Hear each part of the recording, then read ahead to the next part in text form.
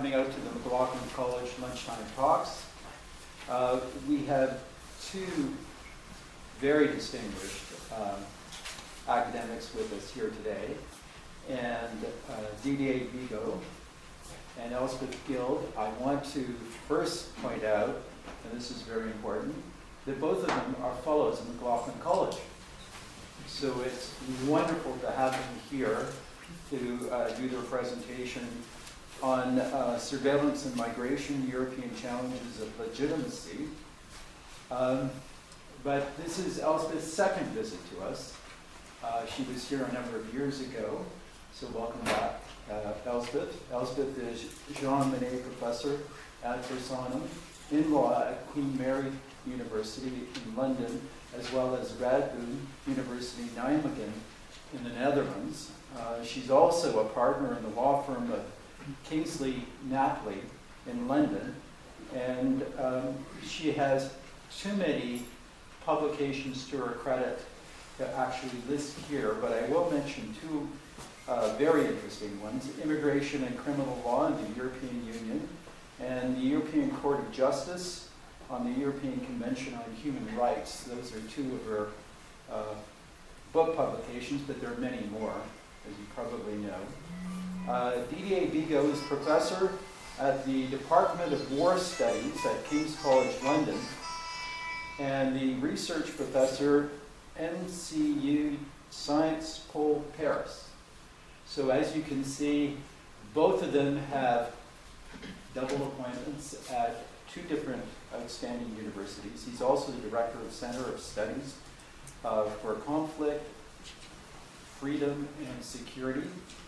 And he has many publications to his credit as well, and I'll only mention two of his books: Europe's 21st Century Challenge, Delivering Liberty, and another publication, Terror, Insecurity, Liberty, Illiberal Practices of Liberal Regimes After 9/11. And Didier will start the presentation this afternoon, followed by Elspeth. Welcome, Didier and Elspeth.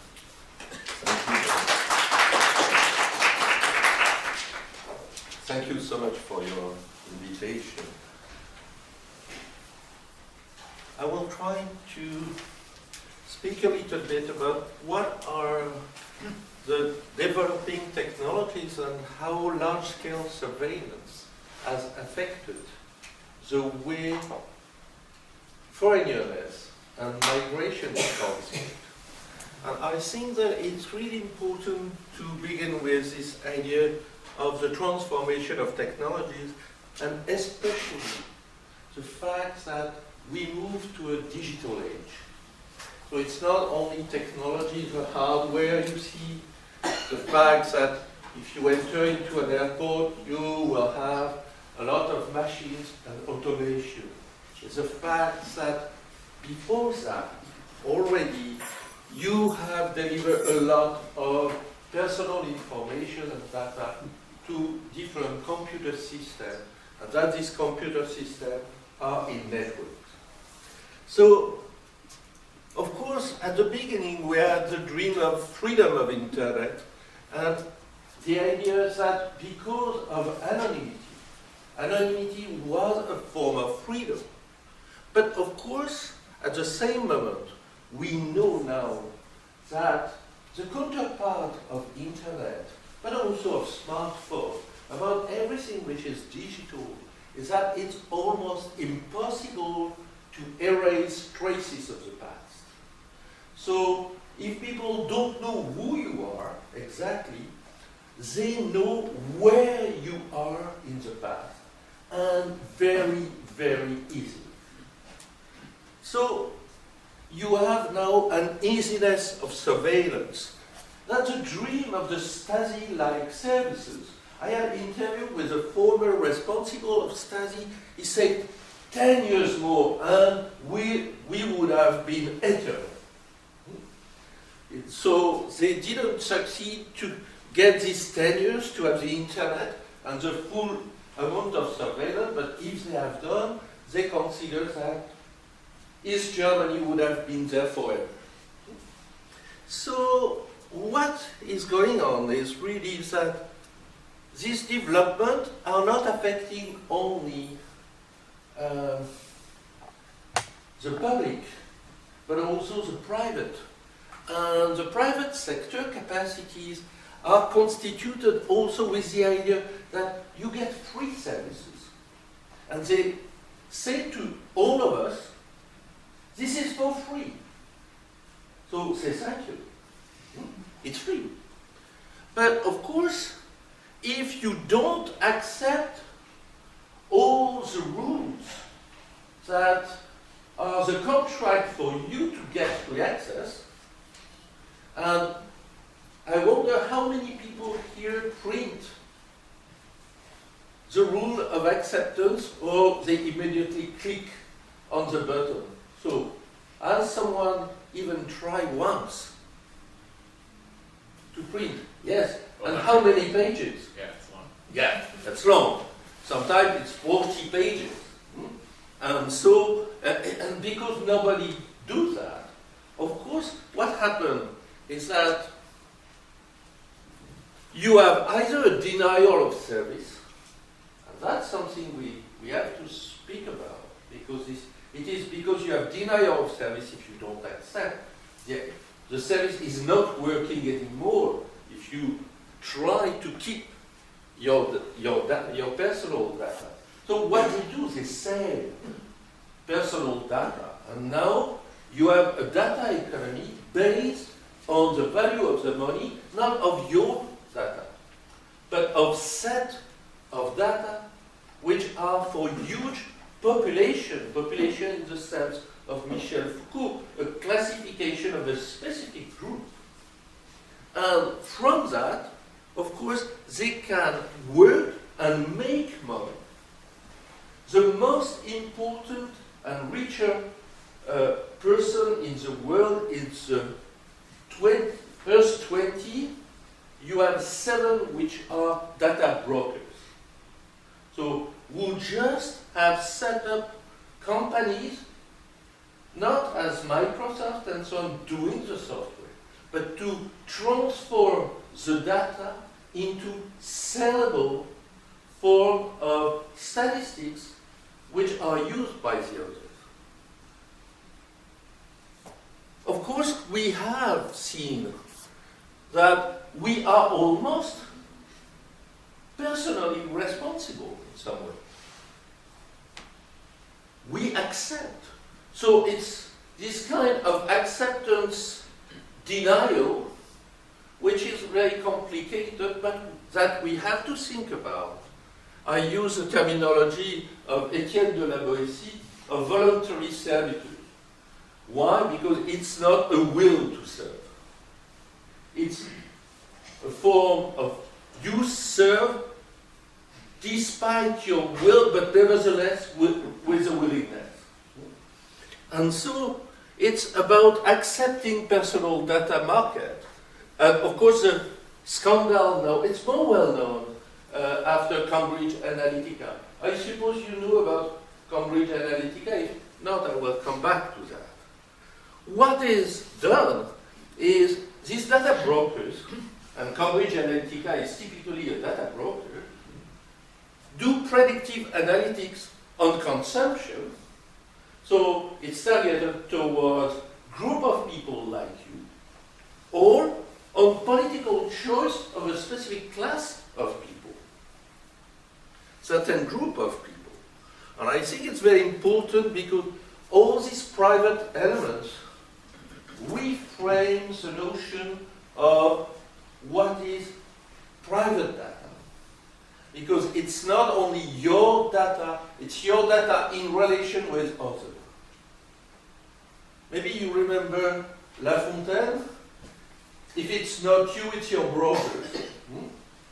At the end of The Wolf and the Lamb. It doesn't care, they don't care about you. And that's what is certainly important to have in mind. But they care about people like you. And so, when they will speak about identity, about nationality, or about foreignness, it blurs the boundaries between you and others. the public service capacity is about centrally on secret services, not about terrorism. Terrorism is less than 2% of their activity. It's almost everything is about economic espionage, about large-scale surveillance by satellite, and it exists before the internet with the different satellites in the world, which were spying on others, including allies. It was called the Echelon Scandal.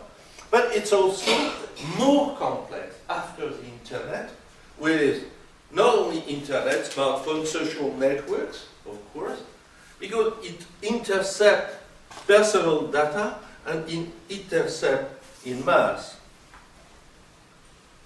But you had the golden age, and that's also coming from discussion with the people of the intelligence services. When they speak to you, they say, we had the golden age. It was from 2003, 2004, after 9/11, and the justification that we get a lot of money to do what we wanted to do. And 2013. Why? Because it was not the need to do, but the capacity to do. If we can do it, we will do it. So they have accumulated a lot of data mining, data interception, and retention of data. Why? You have certainly, and we can come back to that, about big data, artificial intelligence, and so on. All these terminology are there to impress you. What is important is big data is very often so big that we don't understand what big means. Very often for us, if you have too much zero on a page, you consider it's very big. For a computer, it's almost nothing. So you have very small big data. But what is important, and that one is never said, is the coherence of the data and the time frame of the data. When it's heterogeneous, and they are very, very often heterogeneous, in that case, the result and the prediction are almost always inconsequent. So, far from being very effective, the big data are very often, if we are speaking about human interaction, by far very poor. They make only through interpretation which are specified by specific algorithms who have one goal and one only. They can go more and more better on that goal, but this goal is the only one, or you have to redo your algorithm. Maybe you remember you had one case which was really important was when Microsoft delivered online the first learning machine. A group of anarchists learned to the machine by sending a lot of messages to become more and more racist and to find more and more answers which were plainly racist. And they succeed very well. Of course, after a couple of hours, the machine was a perfect racist. So this is important to understand because you don't have the very same logic. What happened, because I need to go, is that it works for a lot of elements. Foreign affairs, economic espionage, but of course you need to have justification. A regime of justification for the population to accept it.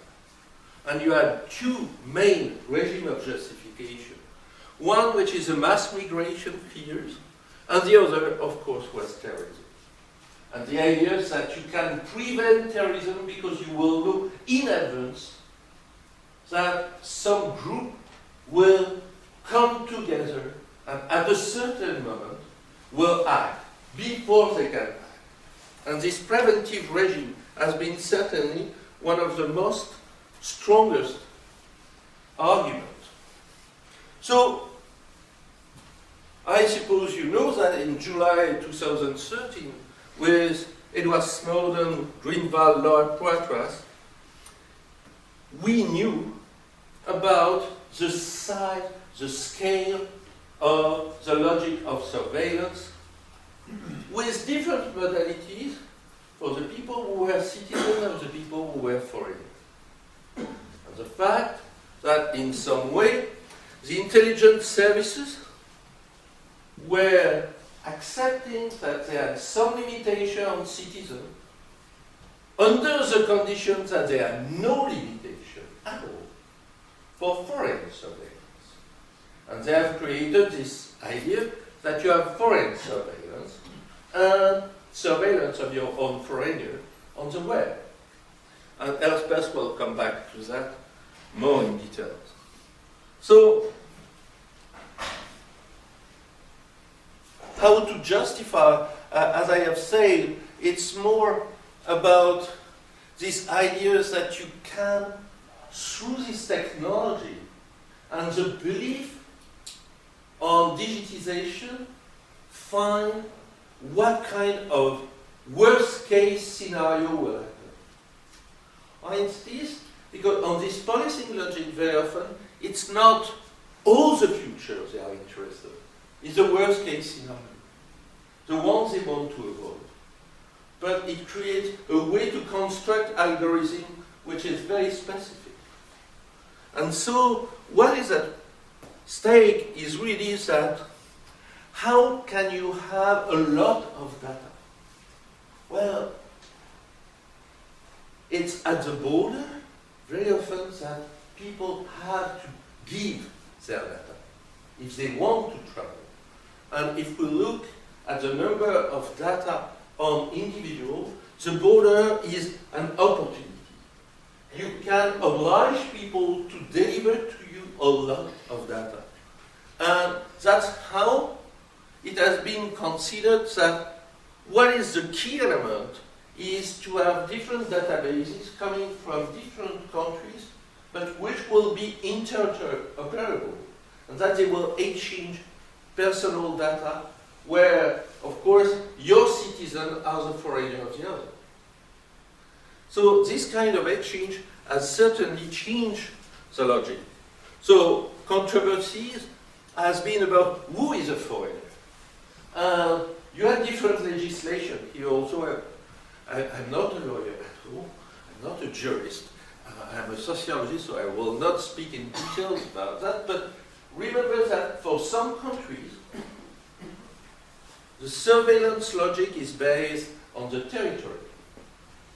You are inside the territory or you are outside the territory, whatever your nationality. And it's almost all EU countries. In the US, that's the contrary. What is important is your nationality and not where you are placed. So you don't have a match between the logic of territory and the logic of nationality.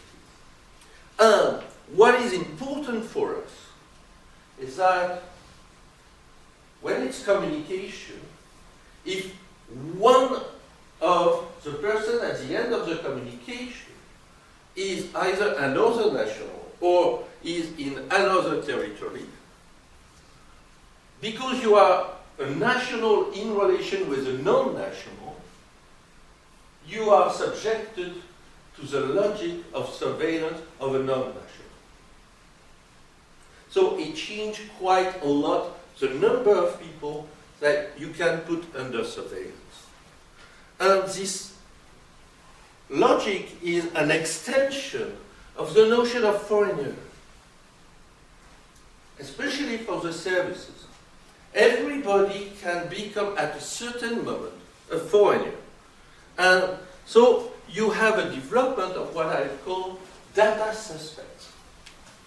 It's not you and your past which create this form of suspicion, but the class under which all this data have put you into a specific category. And it reframes the concept and the logic of border controls. So, have finally, in these border opportunities, a spectacle of surveillance. You transform border control on place of data suspicion through automated process, scoring dangers of entry-exit system by predictive analytics, which are independent of the past of the individuals. And it creates, of course, a lot of elements. I will jump on what are the intelligence services which were involved. I suppose you know already. If not, we will come back to that. And I will leave now to Elspeth the floor. Right. We've moved on fairly rapidly. So, Didier has outlined what a whole series of problems are in respect of, first, the creation of capacity to collect data, the emergence of diabolical relationships between the public and private sector with a tremendous lack of clarity about protection of privacy or limitations on what can be done with it, and a very highly mediatized moment in July 2013 when there was the revelation in the big media outlets around the world of this intersection between public and private mass surveillance and the capacities to do an enormous number of different things with data, with our data, and through the use of our data to try and affect what we do. And this has dragged on into, Cambridge Analytica is just one example, but the whole question, did the Russians interfere in the American elections, etc., etc., etc. We have this question, which is all part of this schema. So the question about whose data and what privacy, who's entitled to what, is a question of norms. You have constitutional rules, as Didier mentioned, which are completely incoherent across the world. So you have different approaches to the protection of the privacy of citizens, the protection of privacy of foreigners, and different regimes in different countries. We usually focus on the US because it's, the source of an awful lot of friction.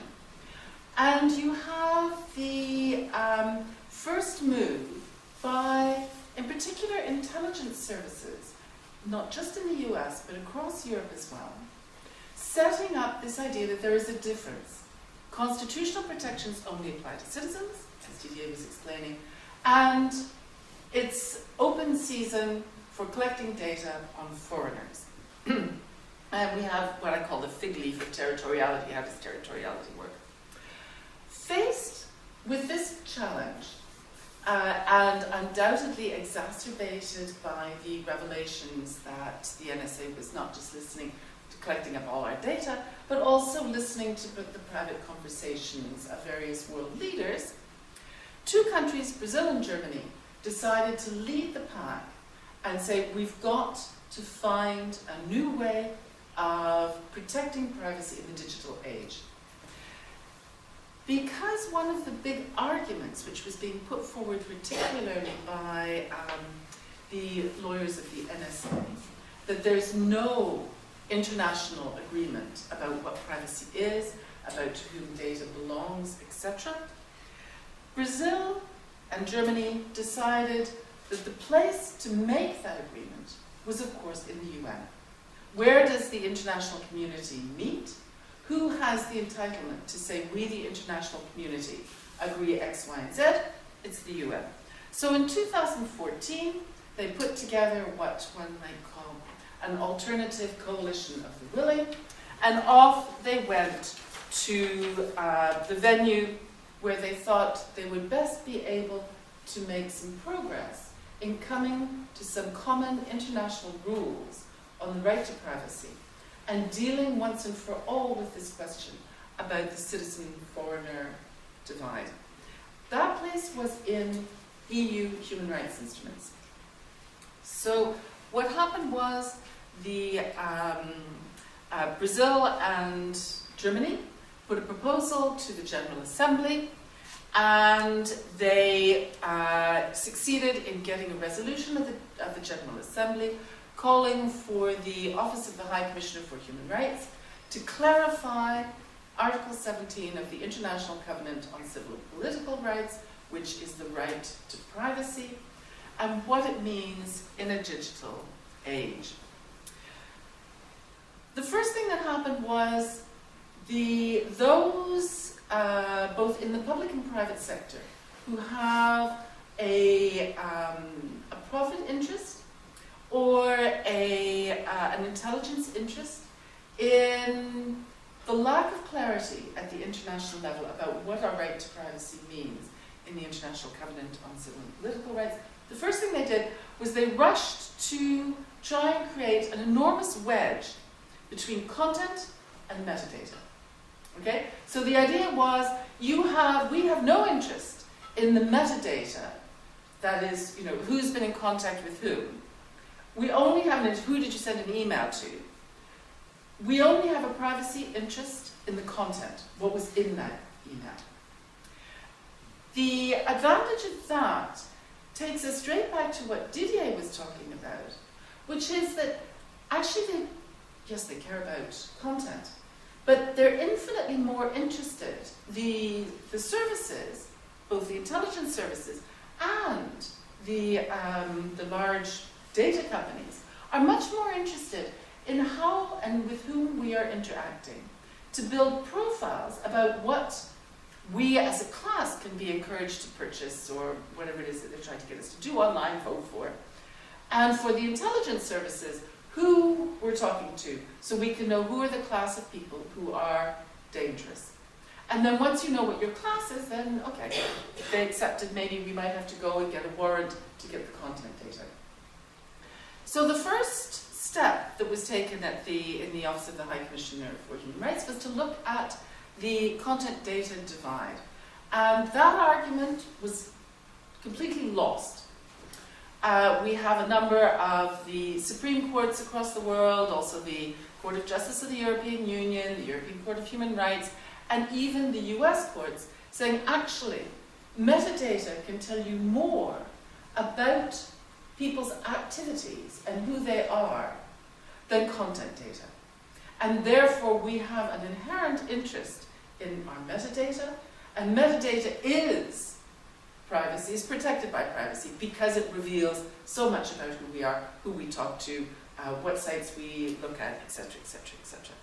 So that argument, which was very vibrant about 3 or 4 years ago, you may have heard it just kind of disappeared, it fell off the edge, and now nobody seems to talk about the difference between content and metadata, and it's because the human rights activists, including Germany and Brazil, leading a large number of other countries, won that argument.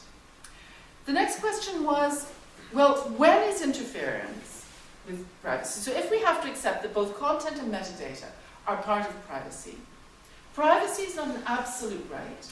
States can interfere with privacy, but they can only interfere with your privacy in accordance with the International Covenant on Civil and Political Rights if A, it's legal, B, it's necessary, and C, it's proportionate, and the restrictions must not impair the essence of the right.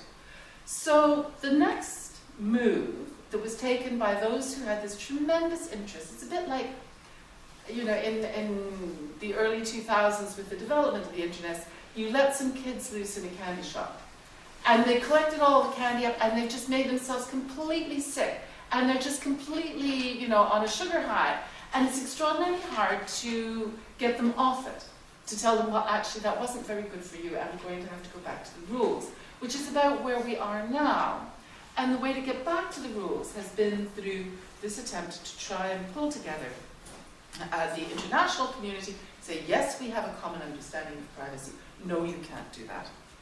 So the next question was try to rein in these practices which are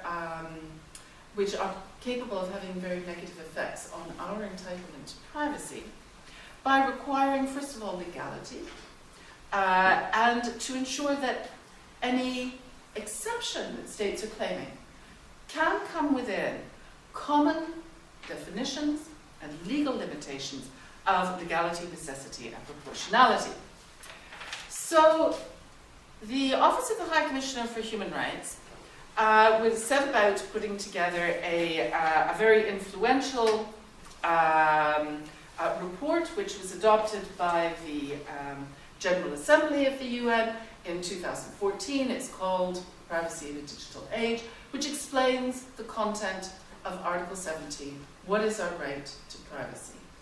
And my argument in this last part of the presentation is that these rules, which are set out in that report, adopted by the UN, express the view of the international community as to what is permissible and what is impermissible in respect of privacy, and therefore what are the limits of mass or bulk surveillance. So what does OHCHR do? In the report, The Right to Privacy in a Digital Age, the first thing that it says is that secret rules and secret interpretations are contrary to law. So anything which is secret about permitting mass surveillance, which is not contained in law which is accessible, is by definition contrary to Article 17 of the Covenant. Any law which allows for excessive discretion is arbitrary and therefore contrary to the principle of legality. Therefore, discretion must always be limited in any laws which are set out. Those laws must be accessible, and any outsourcing which takes place to other parties must be limited, contained, and set out in those laws so we know who is doing what and where we can get a remedy. OHCHR expresses concerns about the necessity to avoid, to ensure that there are safeguards to privacy by avoiding territory shopping. What Didier was talking about, as you send an email, it may pass through many different countries on its way to its destination, which is the next office to yours. And if it's captured in a destination which has weak privacy laws, then there can be territory shopping by the company or whoever is interested in capturing that data, by capturing it somewhere with weak laws. So you need to have common understandings and common expressions, and territory shopping to avoid privacy safeguards is unacceptable. On the issue of territory and jurisdiction, for the purposes of Article 17 are all the states that have signed the International Covenant on Civil and Political Rights, and every state is responsible for carrying out the common interpretation. And territory and jurisdiction can both combine and separate, but these are international rules which apply to the international community. There has to be an authority which is responsible, which has effective control over the collection of data and its use. And for our purposes, OHCHR says there is a prohibition on discrimination. Article 23 of the International Covenant, 26 rather, of the International Covenant on Civil and Political Rights, which prohibits discrimination, including on the basis of national origin. And therefore, under international law, the level of protection of privacy of foreigners must be equivalent to the highest protection available to citizens. So you cannot say that the right to privacy in the International Covenant provides a lower level of protection of privacy, which is applicable to everybody, and then you in your country will have your individual choice to have a higher protection for your citizens. So you have a level down here for everybody, but then you privilege your own citizens. What the Office of the High Commissioner for Human Rights is approved by the General Assembly states is no, that is not acceptable because it violates the prohibition on discrimination. The highest level of protection of privacy which you can provide to your citizens is that level of privacy which also applies to foreigners. And you're going to have your procedural safeguards and effective oversight. So you have the second big argument put forward, and these arguments were more put forward by the intelligence services and less by the private companies, that didn't really try to differentiate that much between citizens and foreigners, because they don't really care. They're making money off everybody. So the citizen-foreigner divide isn't very interesting to them. But it is very interesting to the intelligence communities, who have this idea that, you know, you have your internal intelligence services who look at your citizens, and they have a whole lot of limitations, which they can't do a whole series of things. And then you have your external intelligence services, or your foreign intelligence services, or your James Bond type characters, who just go abroad and do any old thing they like, including extrajudicial killing and goodness knows what all. And it's, you know, a free-for-all out there. And so the intelligence services in particular were particularly unhappy about the UN stating that it is the position of the international community that there is no difference, that this is an arbitrary difference which is inconsistent with Article 17 and Article 26 of the International Covenant on Civil and Political Rights. And so then you come to the question, so what? Okay, what the hell? You know, so the UN adopts this. Who cares, right? Who's going to enforce it? And the UN adopted in the late 20th century something which they called Universal Periodic Review, applicable to human rights. And I suspect that many of you know about Universal Periodic Review. And it was sold to the international community as an alternative to international judicial dispute resolution. So states were saying, oh, all these human rights conventions, and you know, you're putting all these additional protocols in, and you're asking us to sign up to quasi-judicial dispute resolution by treaty bodies, and we really don't like foreign courts, and who are those foreign judges to tell us what to do? And so those countries particularly concerned with issues of rule of law, protection of human rights in the UN said, okay, you don't want any supranational, any international determination of your human rights obligations?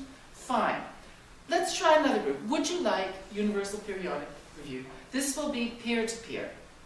You will pick a panel of countries every year that will examine the human rights compliance of a variety of countries chosen for that year against all of the human rights conventions which they have signed up to. And they'll suggest to you, it'll be your peers who will say to you, you know, can you improve this and can you improve that?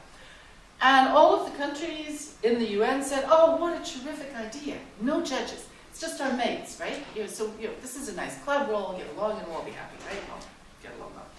Well, Universal Periodic Review has in fact turned into an extraordinarily powerful tool which has a big normative kick in respect of getting states to comply with their human rights obligations.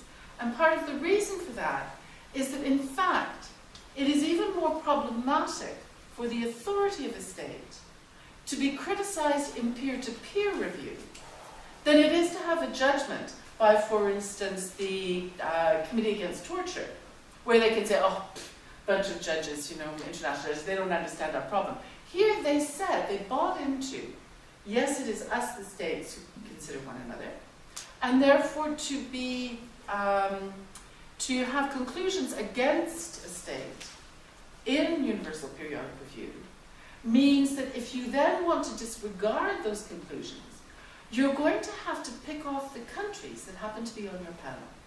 So then what you get is, for instance, the United States in its periodic review saying, oh yes, but you know, Nicaragua was one of the countries on our panel, and of course you look at the human rights abuses over there. So you get into this business where if you're not going to accept the conclusions, you're going to have to attack the human rights record of the states that were on your panel. And that is going to put you at odds with all the other states that were on the panel. So no, we agree this system. And that is not the way in which the game is played. So it's a bit like moving into ad hominem arguments. When you're losing your argument on the basis of logic, you then start attacking the individual who's putting forward the argument, and everybody says, oh no, that doesn't work. It doesn't work that way. That's not the game that we're playing. So 2014, the year after the Snowden inquiries, Universal Periodic Review, and you have the first set of recommendations to the US, which had come up for review that year, to take all necessary measures to ensure that its surveillance activities both within and outside the US, conform to its obligations under Article 17 of the International Covenant. So we have our first foray, or salvo, of the international community saying, no, the US is going to have to bring its practices into line with Article 17. Recommendations from the UPR USA 2014, reform of the oversight system. Oversight has moved right up the ranks to being a key part of the protection of privacy. How do you get both your private and public services to protect privacy? Refrain from mandatory retention periods on data, and effective remedies in the case of abuse. And now we haven't actually seen the US go very far on that. However, the EU has managed to extract, or did extract, some concessions, particularly in respect of effective remedies, but not universal. But the coalition that Germany and Brazil established in 2014 hasn't gone away. It's got larger and larger. And every state which comes up for UPR, the UK, one of the key participants with the NSA, the GCHQ in the UK was one of the foremost partners in assisting the US in collecting up, the NSA collecting up massive amounts of information, find themselves, once again, in UPR with recommendations that they've got to ensure the regulation of surveillance, that it does not violate that right to privacy, bring national legislation into line with Article 17, and an astonishingly bold move. The UPR panel recommended to a state that it withdraw legislation in the process of being adopted. So a very dramatic move in terms of the power that is gradually being claimed in UPR in respect of this particular problem, and then desist from bulk surveillance. We see that questions about Article 17, the compliance of states with the Office of the High Commissioner for Human Rights report on the right to privacy in a digital age, have now become a central part of UPR. No state going into the UPR process can expect to get away with bad surveillance practices and not be called out in UPR. Then the question is, what do you do about it? What will they do about it? How much authority are states which are called out in UPR willing to lose in the international community to maintain their surveillance practices? And of course, the next step will be, what will their national judges begin to say about their practices? Already beginning to play out, certainly in the UK. And Didier, you're going to come back and make some final comments about the citizen and the foreigner, or do you want me to keep going? Keep going. You want me to keep going? This is the last slide, and then it's up to you to ask questions. So we have the question of the citizen and the foreigner. We have the establishment of these two as opposites, and we have the choice of the international community, 2014, to determine that no, international human rights law protects the privacy of everyone. Everyone cannot be divided into citizens and foreigners, and therefore the same level of privacy is applicable to all. What regime of privacy should apply to all? It's an international regime.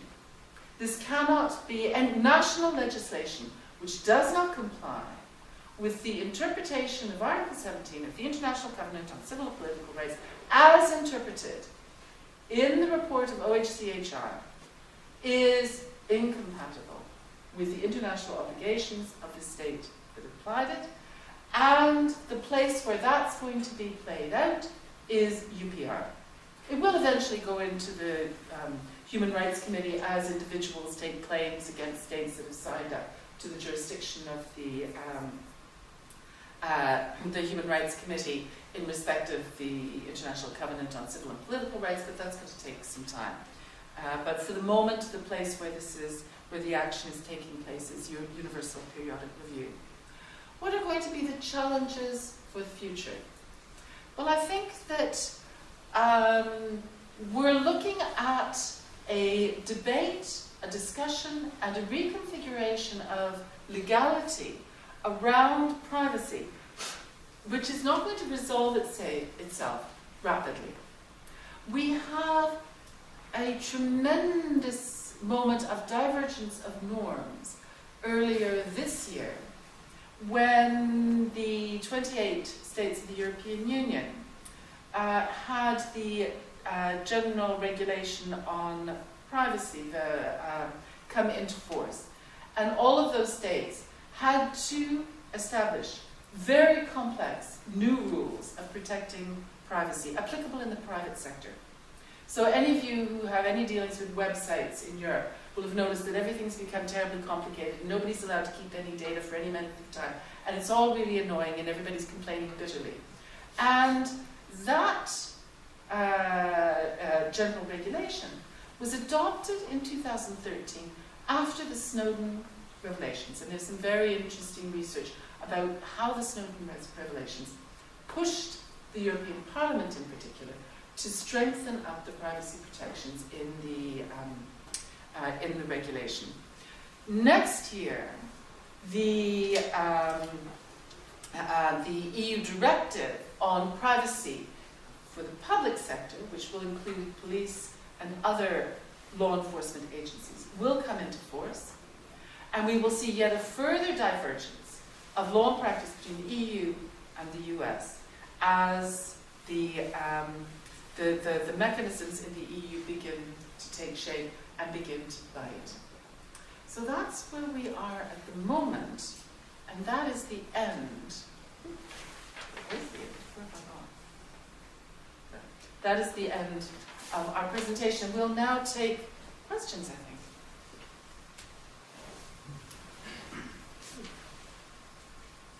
Sorry, I just had a question. So when it comes to something like a VPN, Yes. right, where you can kind of like change your location, Yes. does that impact like how the state is gonna treat you? Would you be treated by the state you're in, or the state you're sending your data off to, or like as you said at the end, like EU has different laws in terms of how long you can keep your data, right? Mm-hmm. Let's just say I'm in Canada or the States, and I have my VPN set to some country in the EU, right? Would I be in accordance to the EU, or would I be in accordance to the US? The answer to that question will be, where was your data picked up? So your data is, say you send an email, right? You're sitting in Toronto, and you send an email to a friend who's in another building. Right. All right. Now maybe you may have changed your, where you are, so that you've suggested to the internet that you're actually sitting in Hong Kong. I don't know, whatever. What will happen is, it doesn't really matter where you say you are to start with. It's where somebody manages to capture your data. So your server, whoever's providing you, your IP server, will know, or may think that you're in Hong Kong. And if, to the extent that it collects your data and keeps it, it's where the server is, which is going to be the key. If there is, if your email goes through an underground or underwater cable, which has one cuff on it, 2 cuffs, 3 cuffs, 4 cuffs, however many cuffs you want, perhaps one by the NSA, another by GCHQ, those cuffs that divert off the information, making copies of your data, will then be subject to the jurisdiction where they've been collected. So it'll be, if it was the NSA, it'll be the US. If it was GCHQ, it'll be the UK. So you'll have your little bit of data that's roaming around as it's trying to get to wherever it's going, irrespective of where your IP server thinks it started, is getting picked up on numerous occasions as it drifts around through the cyber world, and will be subject to multiple jurisdictions simultaneously. Didier, do you want to add something to that? No, certainly don't believe on your VPN to avoid first. Almost all VPN insist when you buy them that if you are avoiding by your VPN, for example, tax evasion for the TV because you look at a football match which is not available in your country and so on, immediately you are illegal. So because you are illegal, forget you can. No one VPN is now capable, if you have an investigation, to resist the investigation. So it helps you if you want to do something, but where you will have, you will get the service, but mostly it's always an illegal thing. So be aware, using VPN is not, is done quite a lot for routine things, but it will not, it will never succeed to fool the person if you have an encrypt. Trace it. So even if you are anonymous on one of the best VPN, the Nordic one, for example, no, you will be catched. Sorry for the bad news. Well, I think it's a really good example of the problem of, we try and find a technological fix. So you can say encryption. We have our, the techies and, who were pretty disobedient characters, a lot of them anyway, who are busy trying to find technological fixes to the problems that we're facing. And what I'm saying is actually, we can't just have a technological fix. There isn't one. We're going to have to find international norms that are enforceable so that state authorities will rein in both their public and private sectors. And that's difficult because it's so unpopular. I have a question concerning triggers. So, data is collected, mass data as well as content. And let's say for people like you and me, we do certain kind of work that is not to the pleasure of certain governments. But we don't necessarily habitually live there, but we do travel to those places on occasion. So the subject governments would only have access to content or mass data concerning our work or activities in different jurisprudences if there's a trigger. How does that trigger come about? Am I making myself in any way clear? So let's say I'm giving human rights training in the Middle East, but I'm based here. We usually give like a very blurry content to the training, so it's not capsized immediately. But I often create a domain where people can have access to PDFs of the material that they won't actually readily access in the jurisdiction that I'm traveling to. Our understanding is that it's just an in-group data domain. But let's say the government in question decides they're going to start an inquiry. What kind of request do they have to have access to either content or mass data concerning my activities?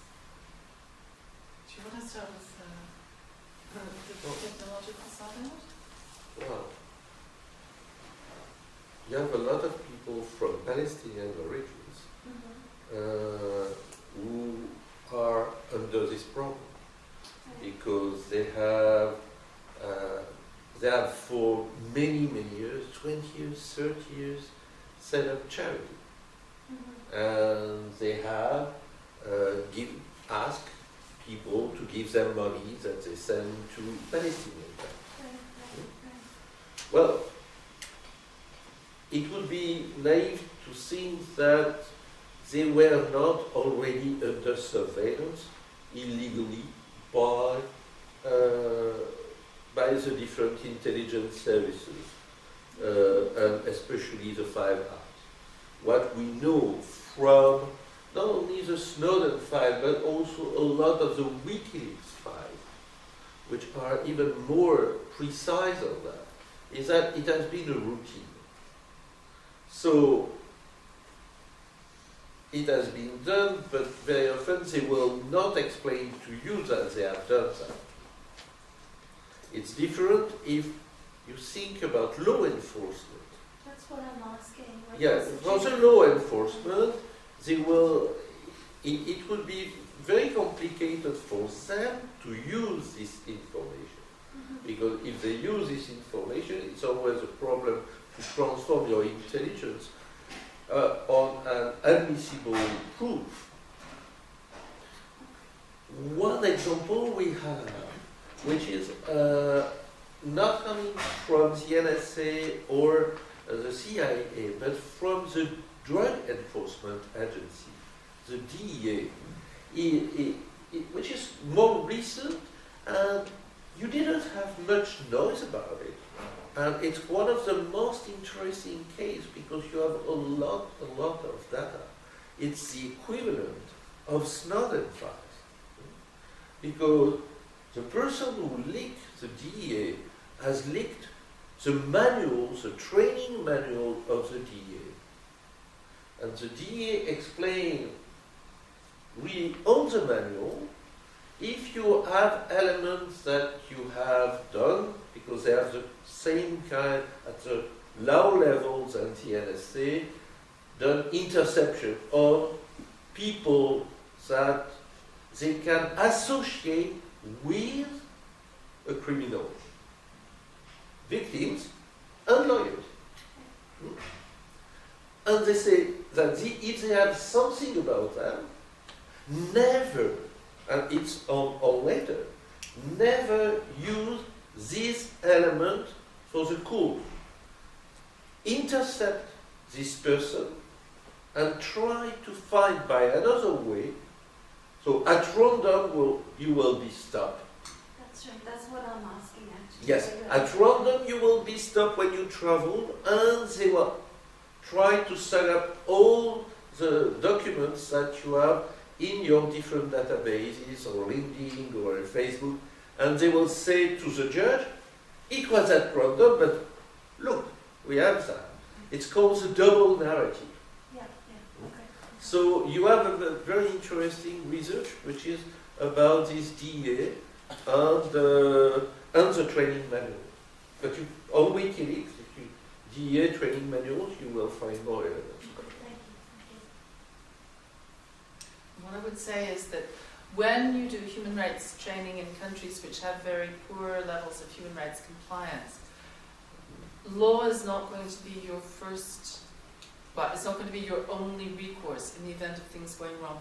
You will need to have some kind of political mobilization, NGOs, organizations that defend human rights defenders, who will make a big stink for you, because if you're working in places where rule of law is an exception rather than the rule, you have to use the tools equivalent to The lawyers who situation. defend human rights defenders Yes. are in jail. the. So Yeah, exactly. so Exactly. Yeah, Yeah.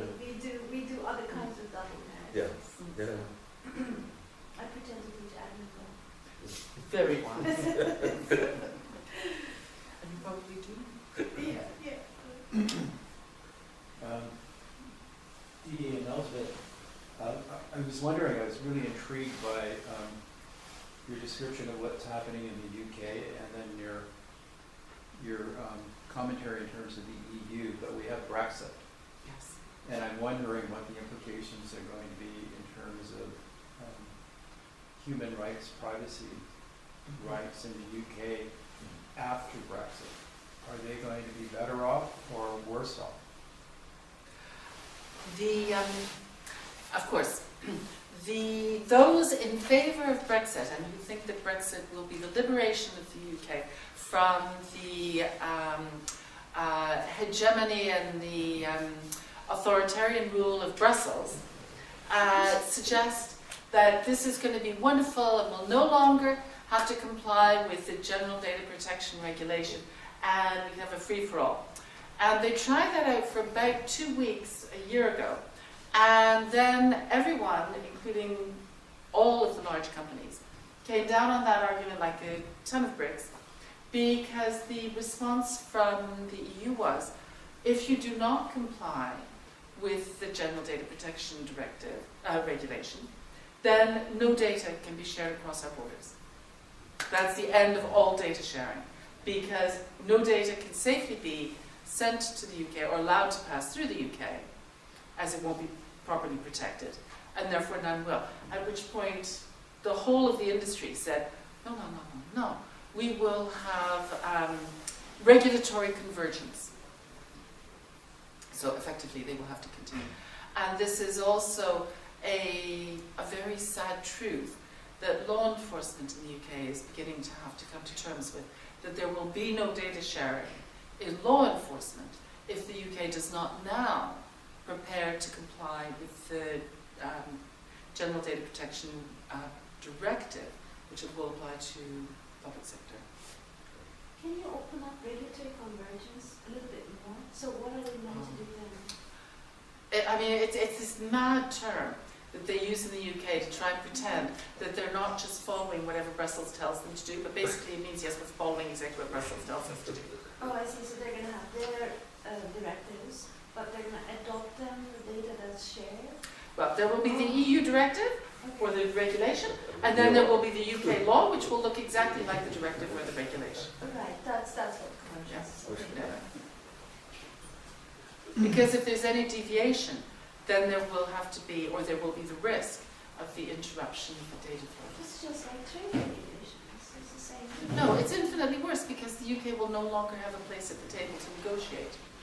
They just have to follow. So instead of being under the authoritarian rule of Brussels, they'll be under the complete authoritarian rule of Brussels.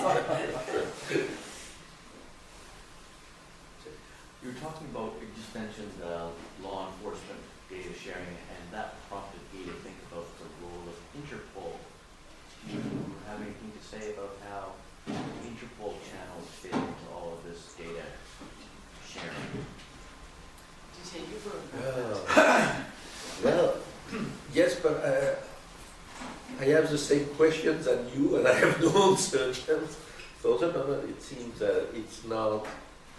Well, everybody, for the moment, is on the idea that it will continue whatever with the same rules, because even it's not EU, it's multilateral. And so it's not, but as this multilateral, in terms of, so on the form it's true, but as this multilateral had been set up through most of the EU, if they were not happy with the EU rules, they will comply with the EU rules under the multilateral rules. And that's really important, especially on the regional Europe interval. So I don't think that what they try in the UK is now to say that they don't want to have 27 channels, and they try to pick up 2 or 3. And they have a lot of hope that Czech Republic, that the Dutch, Netherlands will in fact give them the information that they need, that they will get from all the 27, and they have a bilateral agreement with them. Of course, it was their hope. They have made a paper about it.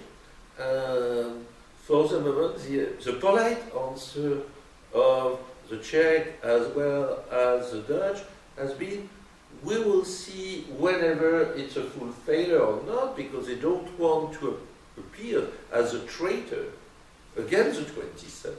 So for the moment, it's a no.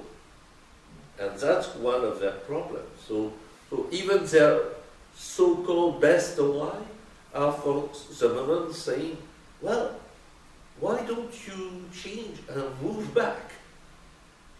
And even for the move back, now, the idea is that if you have a new election with a new referendum, if the UK want to enter again, they will not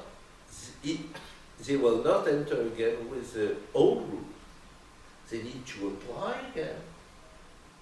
And so they will need to be on Schengen, to have the Schengen acquis.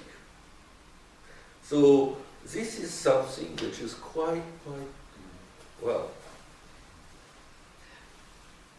deterrence on both sides. So a lot of talk, but very difficult to know. It would be unrealistic to have the people saying that they can predict or know are fool. From day one to Theresa May, maybe in December out of job, and, not because of her, but because of the DUP or something like that. So who knows? Can I add something about Yeah. Interpol on this? And about a year ago, the UK began to start making noises about how useful Europol was, and in comparison, how useful Interpol was in comparison to Europol. So there was this big push to say, actually Interpol is worldwide and it's also great. And then, of course, the guy who's running it, the Chinese guy, got himself into so much trouble, went to Japan, went to China whether he wanted to or not, nobody's entirely sure. It has disappeared into a black hole, right? Nobody's seen it for a long time. So Interpol is now, sitting and saying, what happened to our boss? So it's really difficult, and with all the, this trail of corruption, scandals and rumors and goodness knows what else following him right down the Silk Road going backwards. So it's very difficult now to try and promote Interpol as a good option in comparison to Europol, or as an alternative. So events have caught up with the UK yet once again. I didn't see the whole thing, but I'm also looking at how much should we teach the general public how to really safely use, like, say, social media, emails, and stuff like that. I normally have at the bottom of the email, I have this thing about if you get sent to one, I also put at the bottom, no email flow allowed, because I got something hacked into, and I had to report it to police because they sent something to a police officer. So now they're in shit, so they don't bother me anymore. I just have to shut down my email, but we have to move away from, as we're slowly moving, from spam being someone just breaking it and using it, but that's email fraud using your address when it's not theirs. Same thing with email, like mail fraud. We don't have like things that are termed to do these things. I put email fraud because I can't stand it anymore, okay? Because it is. How much should we educate people and make it more widespread? Because we're also losing literacy here. We do all this texting and short words. We're not communicating as well. How do you fight that at the grassroots level? How to use technology properly? Like one of my phones I have no contacts in because of one I have to keep secret. Okay, that number? Nah, nobody's just stuff in there. There's no contact list. But how much are we going to be able to do that? How willing are people willing to sit in front of a computer and learn basics of how to keep yourself safe? And it's always changing, and it's always wanting more information through apps. How much information should you continue to give? And that is everywhere. And how much, we don't really have that much privacy because of 6 degrees of separation, okay, for social human beings. How do we minimize it when we're safe? And we know what to do as an individual and be proactive and encourage your friends and stuff. That's something I always grapple with because, yeah, no big deal, you're scared or whatever. It's just, wait till you have fraud done to you, wait till you have your identity used. And it's very scary to think that someone else is using it in another country. So You are in the best place in the world for that because of the initiative of someone like Ron Deaver, which is called the Citizen Lab. I would say that all the people in the world are looking to set up the kind of citizen lab that you have in Toronto.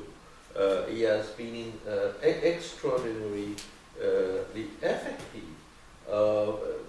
by developing training for free. What are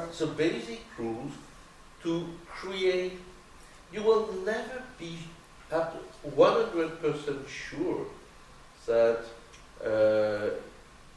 you will be hacked or hacked by hackers or by governmental hackers. It doesn't matter, because it is almost impossible. But you have very basic move to do, which complicates so much the task that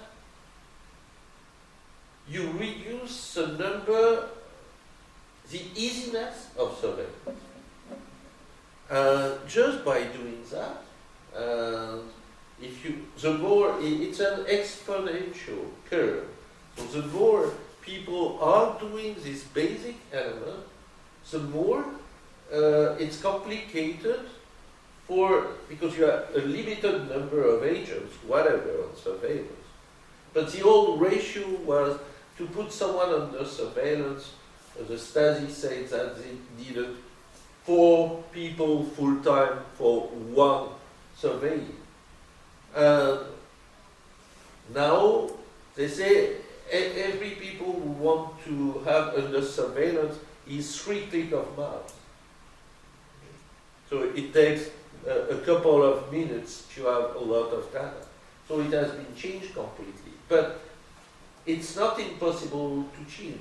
For example, instead of using Google, you have plenty of other websites, DuckDuckGo, Firefox, privacy, etc., which will complicate the task. It will not be so easy. So I think we have to live with that. We have to live with that, but the more people are doing that, the more it's possible. And you have also training courses called academic freedom now, technological academic freedom in the UK, where people, NGOs, are going to different university, but also classes at the school, even primary classes, to explain what is at stake, or to explain, for example, not to. If you say to young people at 12 years old, you cannot use Facebook, they will just not listen about it. But if you explain to them, if you have Facebook, here are the minimal elements that you need to set up, and you explain them how to set up that, and it's more complicated for people to hijack them, etc. So it's an education. So it will be at the grassroots level to push at all levels, municipal, regional, national, to have really lessons about that, would be a very effective move. And I think Canada is quite in advance in comparison with others.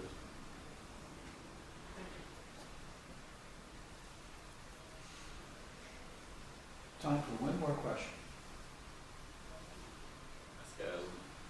Maybe a big one, but I was curious about migration in terms of this, and especially in terms of the citizen-foreigner distinction and perhaps the differentiation within those categories as well, and in terms of undocumented or irregular forms of migration and things. And I'm wondering how that, has there been a lot that has, in terms of legal issues that you're talking about in the various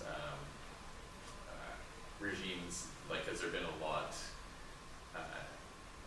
of things that have happened around the kind of surveillance of migrants that extends obviously well beyond borders? I mean, whether it's Schengen or the US or other regimes, and how that fits into these issues of privacy and these kind of transactions. And you mentioned Palestinians. I mean, for people without a state as well, who then fall into perhaps legal gray areas and stuff. So just curious if you had thoughts on. Well, the stateless are the least surveyed because it's really hard to That's true, yeah. find the documents. But certainly, one of the things that Didier picked up on, which I think is very important, is the border is seen as a place of tremendous vulnerability. So when you are coming into your own country, you come out of a venue of vulnerability into a place where you feel, I belong here, I have rights, I have my constitution, I can rely on everything.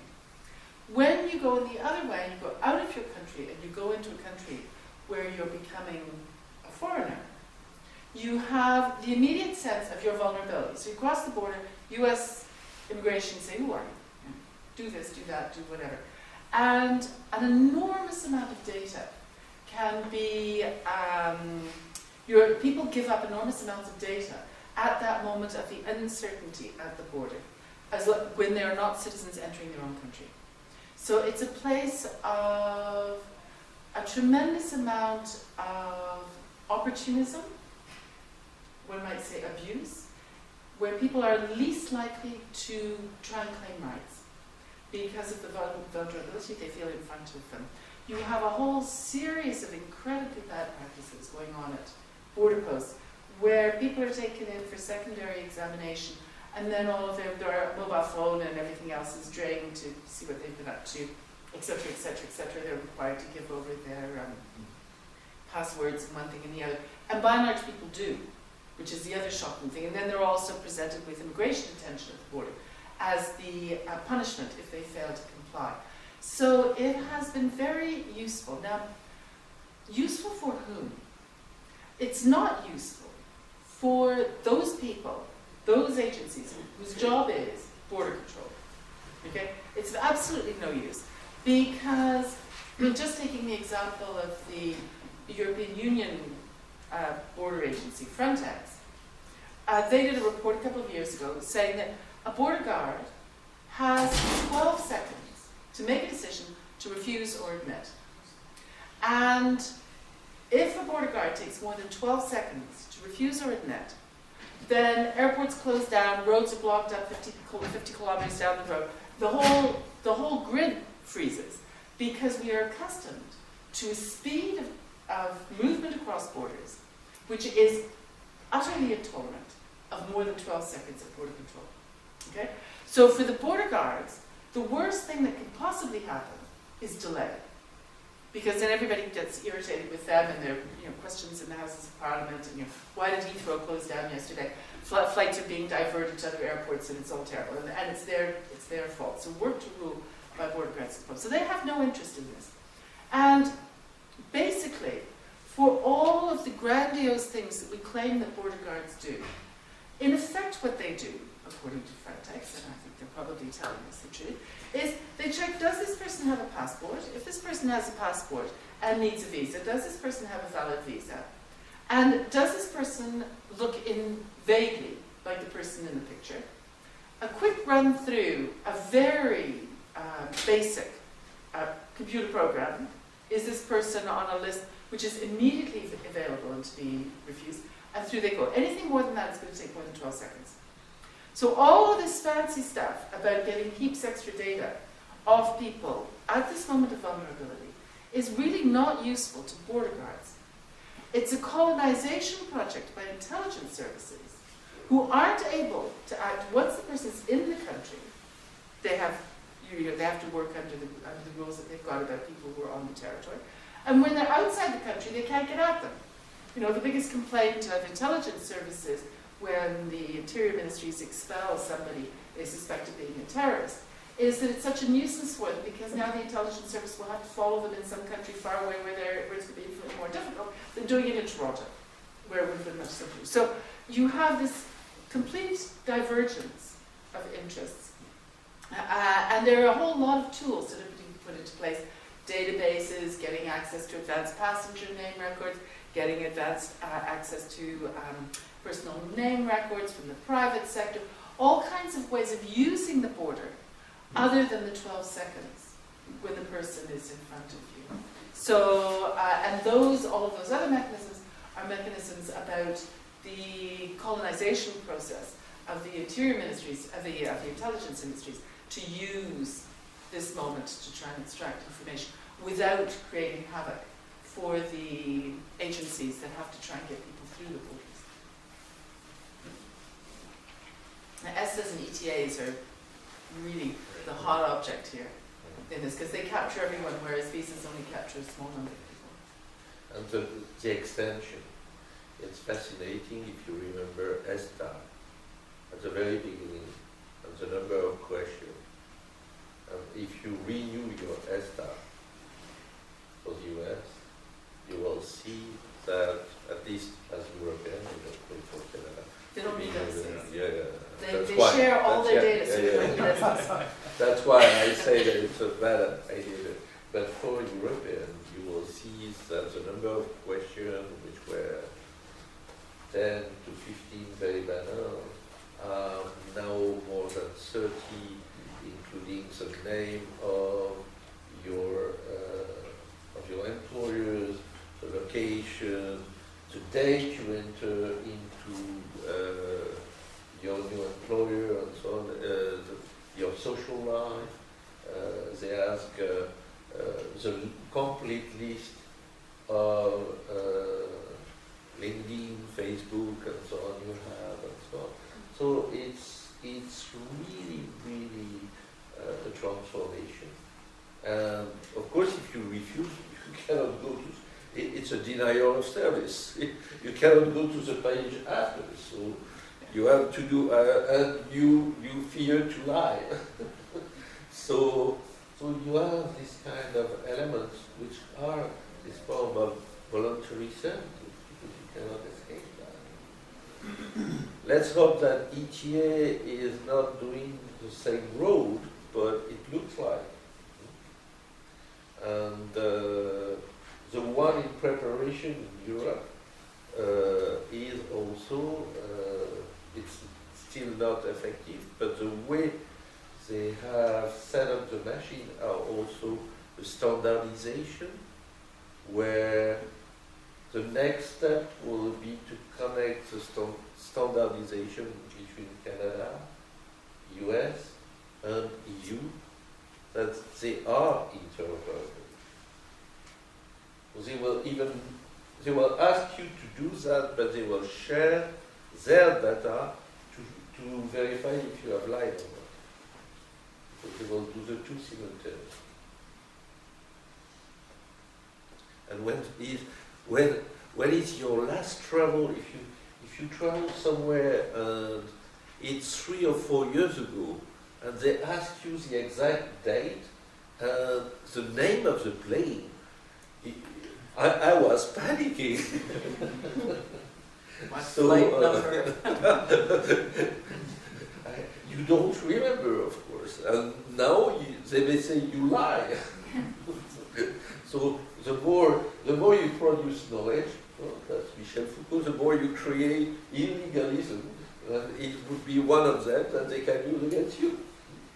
And that's really a logic.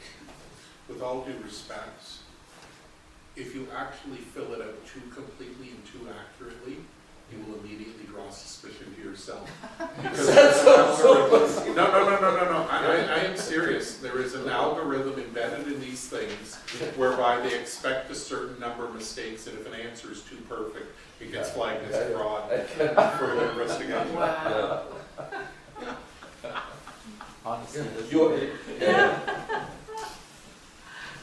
So, Inaccurate honesty plays. Thanks. but it's okay, because in that case, at least you see some people think that we are not machine completely. Well, I'd like to thank you both for your wonderful presentations and your insights in terms of the extent of surveillance that's going on currently. But there are some, it looks like, some positive things developing in terms of the United Nations and the Universal Periodic Review and what's happening in the EU, and despite Brexit. So I'd like to present you on behalf of all of us here at McLaughlin College something that you can only receive. It's one of the most coveted things available. And you have to make a presentation here at McLaughlin College. And this is for you, Elspeth, and you, Didier. Thank you. And